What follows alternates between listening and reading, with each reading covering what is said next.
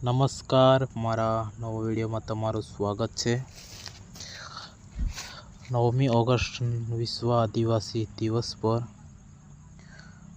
રસિકભાઈ ડભોઈ ગયા હતા। ત્યાં લોકોએ ખૂબ સારી રીતે એમને આવકાર્યા અને એમને ફૂલનો હાર પહેરાવવામાં આવ્યો હતો।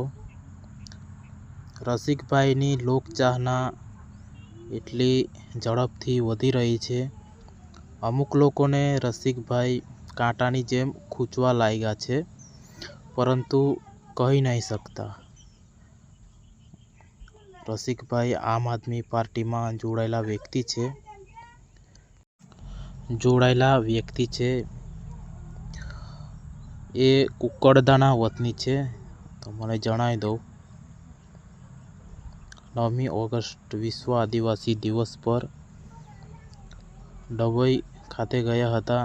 ત્યાં વસાહતોના અને કેટલાક આદિવાસીઓ તેમને ત્યાં બોલાવ્યા હતા, આમંત્રણ આપ્યું હતું। એટલા માટે રસિકભાઈ 9મી ઓગસ્ટે ડભોઈ હતા।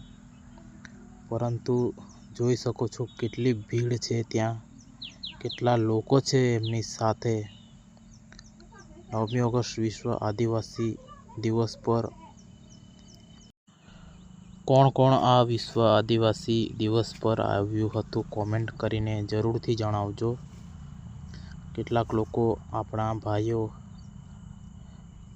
આવ્યા હતા।